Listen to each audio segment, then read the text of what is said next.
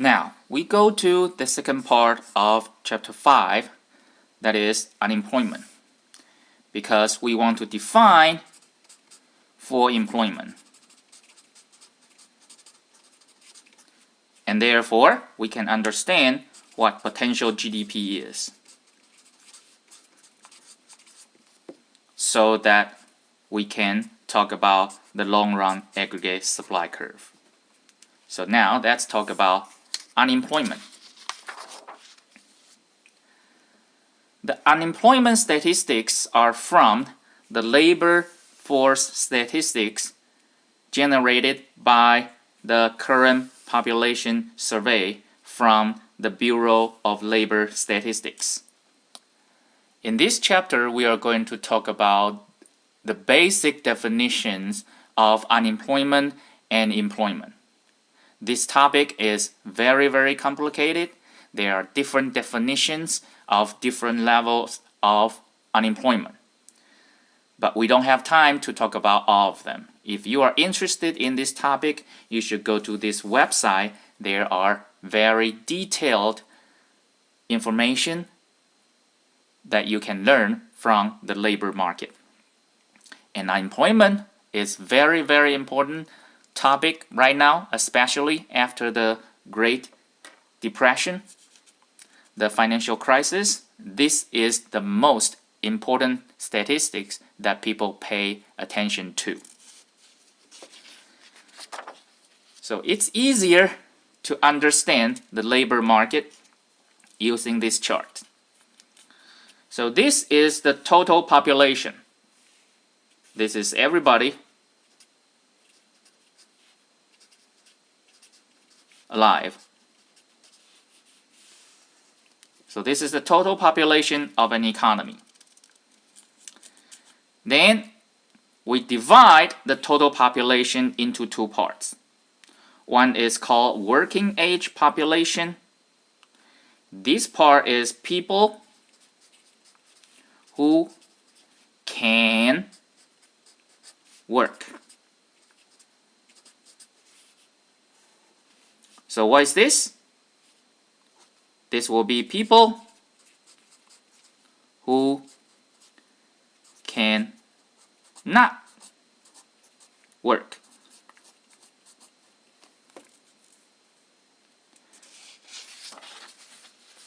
So working age population is people 16 years and older, and who are not in jail, not in the hospital, not in other institutional care, like the mental institution. Therefore, working age population is people who can work. Therefore, people who are too young, who are in jail, who are in the hospital, who are in some institutional care, are people who cannot work. So this is young and institutionalized population. Let me say it again. Population is everybody alive. We put them into two groups. The first part is working age population. That is people who can work. And then this part is people who cannot work. So for people who can work, we further divide the working age population into two parts. The first part is called labor force. Of course, the second part is called not in the labor force. So what is the labor force? Labor force is people who want to work. Then what are people not in the labor force? There are people who do not want to work.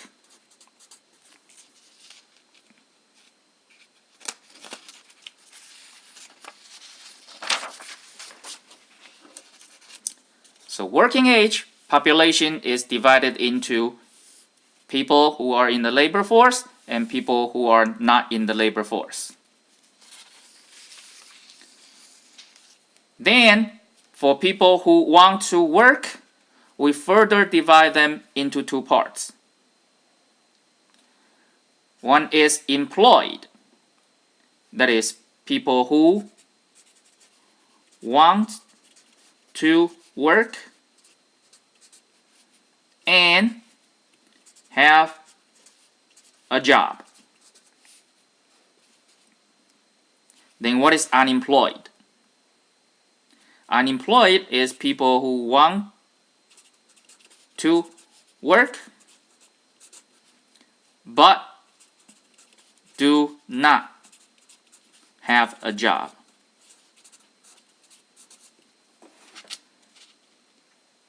Now let me ask you a question. You, as a full-time student, are you employed? Are you employed? No, you don't have a job. You don't have a job. You are a full-time student. Then are you unemployed? The answer is no. You are not qualified to be in the category of unemployment. Therefore, you cannot get the unemployment benefits. You are not employed and you are not unemployed. So who are you? The answer is you are not in the labor force because you can work, but you don't want to work. You want to stay in school to accumulate your human capital for future works. Therefore, you are people not in the labor force. Can you give me another example of people who are not in the labor force? Say stay-home parents. Stay-home parents can work, but they do not want to work because they want to stay at home to accumulate their kids' human capital. So they are not in the labor force. So labor force is the sum of employed and unemployed. Therefore, we have to define employment and unemployment so that we can have this part and sum them up, you get labor force.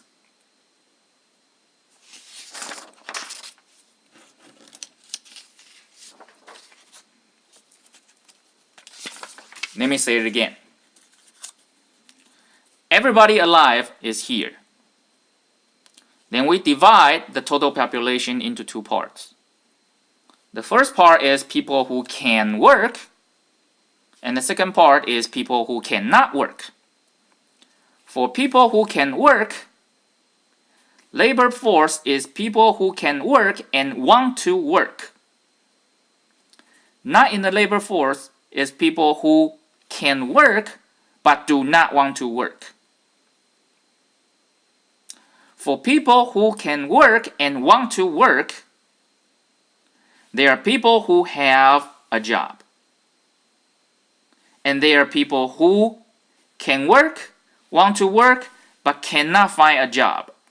That is the definition of unemployed. Okay, now let's get into the details of the definition of employment and unemployment. So who are characterized as employed persons? Well, you have to satisfy either one of the three, any one of the three. Of course, the first one, you did any work for pay or profit during the survey week. Therefore, during the survey week, if you receive a call, the first question that the caller asks you is, are you working and get paid? If the answer is yes, then you are employed. Or you did at least 15 hours of unpaid work in a family-owned enterprise operated by someone in their household. Say, for example, your dad has a farm, and you work in the farm for your dad at least 15 hours per week. Your dad paid your tuition, therefore, he didn't pay you for the farm work, but you are considered as employed. Say, for example, a wife opened a restaurant, and then the husband worked in the restaurant unpaid during the weekend. Then this husband is considered employed, even though he's a stay-home dad, but he works during the weekend for his wife.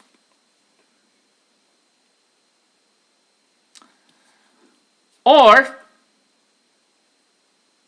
you have a job, but you're temporarily absent from the job because you're sick, because you are on an annual vacation,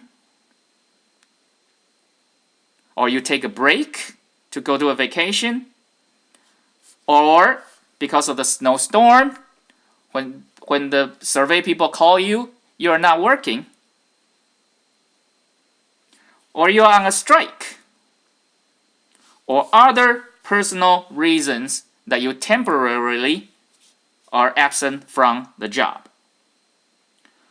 Whether or not you get paid for your strike, you are considered employed.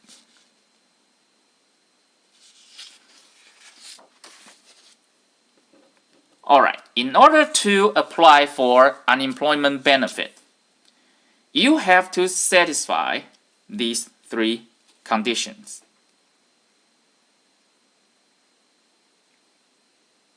Either one of them, any one of them. First, remember what is unemployed. Unemployed is people who can work and who wants to work but cannot find a job, right? So, you cannot find a job but you want to work.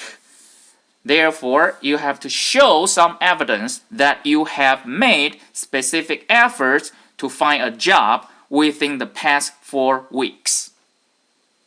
Say, for example, when the survey people call, they will ask you in the past 4 weeks, specifically 4 weeks, did you send out any application for a job?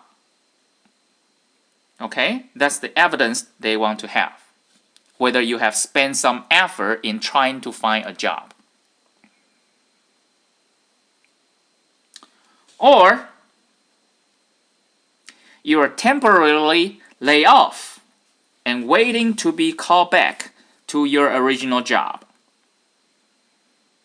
Say, for example, in 2007, 2008, many car companies lay off people because they don't need to build that many cars. The economy was not good. But when the economy kind of turns back, they will call those workers back. Alright? Then they are considered unemployed. Or you graduated from school, but you tell your new boss that you have spent 6 years in college. You want to take a break before you start a new job. So you want to take a 20-day vacation. And after you graduate, you are not a student anymore. So you are in the labor force. And you're waiting to start a new job in 30 days. Therefore, you are considered unemployed.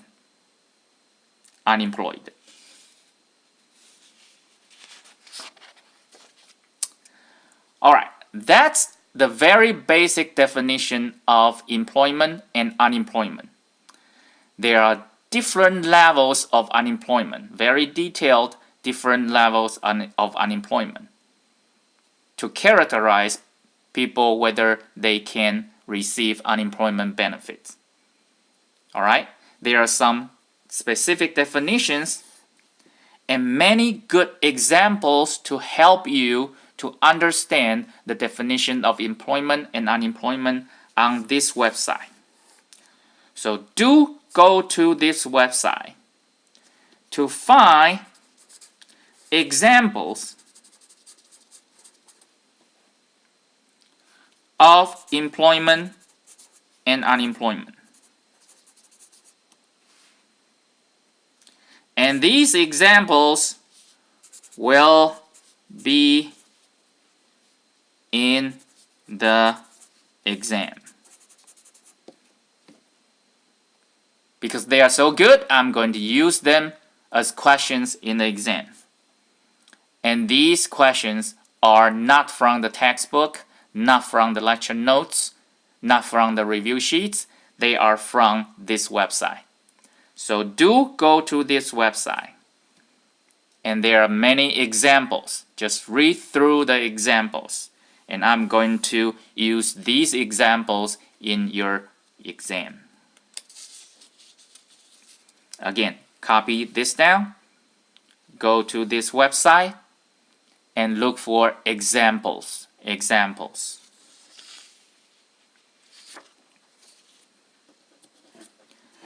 So, what labor market statistics people are paying attention to? There are three major labor market indicators. The first one is, of course, the most important one, unemployment rate. So unemployment rate is unemployed divided by labor force.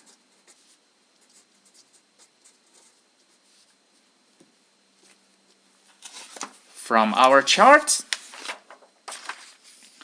so unemployment rate is the portion of unemployment in the total labor force.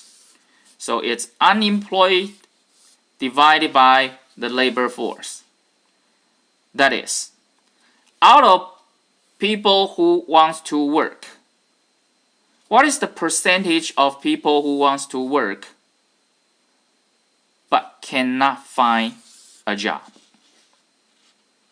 That is called the unemployment rate. The second one is labor force participation rate. That is, labor force divided by working age population.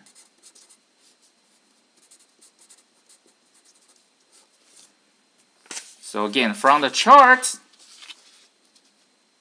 labor force divided by working age population. That is, out of all those people who can work, what's the percentage of these people who wants to work? This number is especially important after the Great Recession, after 2007, 2008, 2009 financial crisis. Why? Because this recession is so bad that many people jumps from labor force to not in the labor force. Why? They give up finding a job because they have trying to find a job for a long time and they are discouraged. So they jump from unemployed to not in the labor force. They were not looking for a job in the past 4 weeks. In the deep recession, that is what happened. Therefore, if you want to see whether the economy is recovering from deep recession, you want to know the percentage of labor force in the working age population. That is why this labor force participation rate is very important after the Great Recession. So those people who jump from unemployed to not in the labor force are those discouraged workers. So this number falls when we are in deep recessions because labor force decreases. People jump to the not in the labor force. The third one is a little bit confusing. It is called working age population. It is called the employment to population ratio. Employment divided by, well, even though it is employment to population, but it is not employment divided by population. It is employment divided by working age population. Now look at the chart.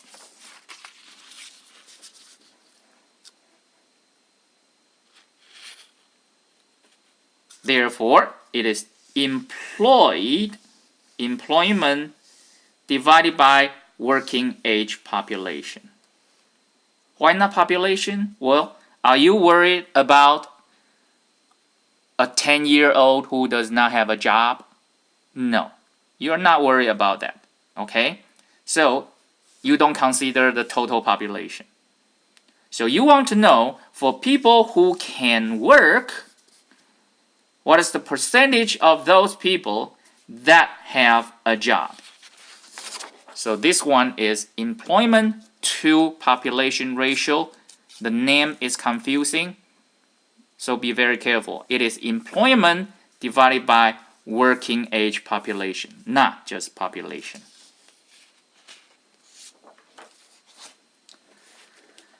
Alright, based on different categories of unemployment, we have 3 types of unemployment. Okay? The first type is called frictional unemployment. Frictional. What is frictional in English? Frictional. This is frictional, right? Frictional.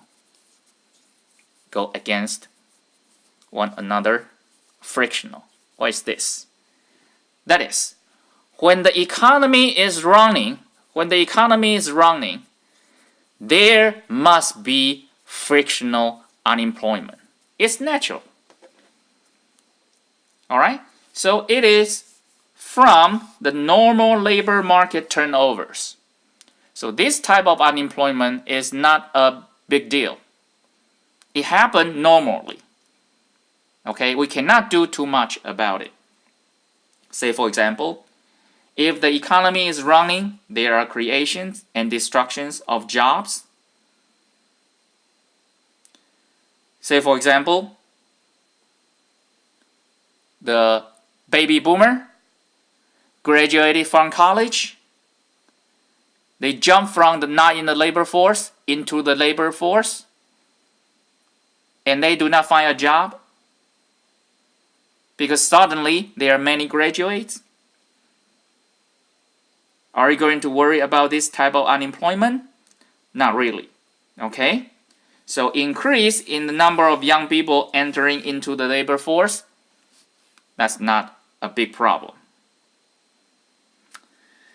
Increase in the unemployment benefit payments. So unemployment benefit, say for example, former President Obama increases the unemployment benefit. For human natural, there are people who are going to stay at home and try to find a job but do not work. Because if you work, you earn $20 per week.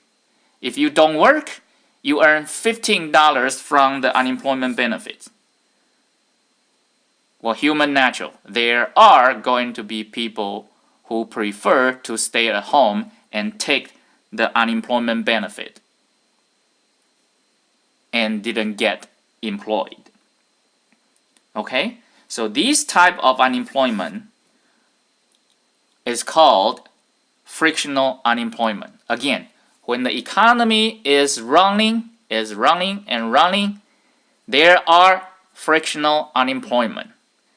Then how can you eliminate the frictional unemployment? The only way to do that is to stop the economy. Do you want to stop the economy? No, you don't want to stop the economy. Therefore, you can accept frictional unemployment. It's normal. The second type of unemployment is called structural unemployment. It is the unemployment caused by change in technology and foreign competition. Say, for example, after we have computers, many secretaries lose their job. That's the structural unemployment. Is that bad for secretaries to lose their job because of computer? No, that's a new technology. Computer works more efficiently. Therefore, those new secretaries were forced to find new techniques, to find new careers. That's not a bad thing for the economy. Okay? Foreign competitions. These are all those jobs that moves from the United States to India, China, the outsourcing jobs. Is that bad to the economy? Well, it's debatable. But think about this. For some jobs, we do not want to do. And for the companies, those jobs are too expensive. Therefore, to be more efficient, they move these jobs to the countries where people are willing to do it and they are willing to accept a lower wage. Is that bad for the economic efficiency? Not necessary. Okay? So this kind of unemployment is not really a big problem of the economy. The big problem for the economy is the third one. Cyclical unemployment. Cyclical unemployment. This is solely caused by the fluctuations in the economy. When the economy is doing well, cyclical unemployment is lower. When the economy is doing badly, the cyclical unemployment is higher. This is type of the unemployment caused by business cycles. Expansion, recession, expansion, recession. We economists, our job is to smooth the business cycle. We don't want the economy to fluctuate too much. We don't want to have a 100,000 job today and no jobs next year, and then $50,000 job the year after, and no jobs the year after. No, we don't want that. We want to have a steady job, say $70,000 per year, $80,000 per year, slowly growing, a stable business cycle. So this type of unemployment is bad. That's what we want to eliminate. All right. So in the review questions, you will see some questions like, this condition is that a frictional unemployment, structural unemployment, or cyclical unemployment? It's very easy to understand to answer these questions. Why? Well, when you see this word, cyclical or business cycle, then that type of unemployment is cyclical unemployment. If you see the word technology and foreign competition, then that will be structural unemployment. For the rest, frictional. Easy enough?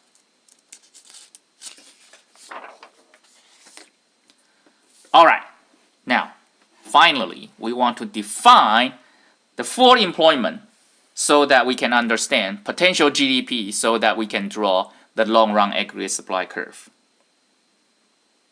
So what is full employment?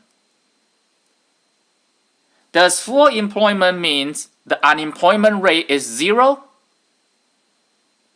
The answer is no. No. Full employment is defined as there is no cyclical unemployment. So there are still unemployment, but all the unemployment are frictional unemployment or structural unemployment.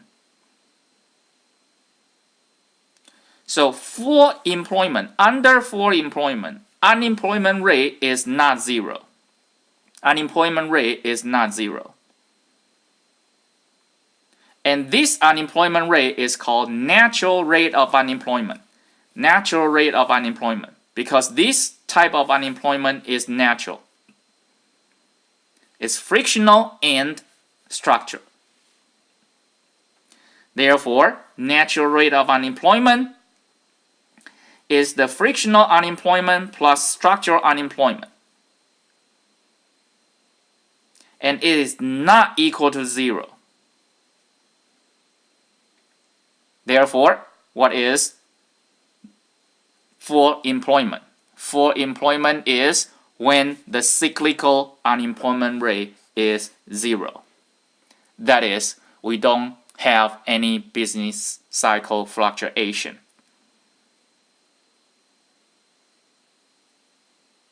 That is the definition of full employment. That's chapter 5.2.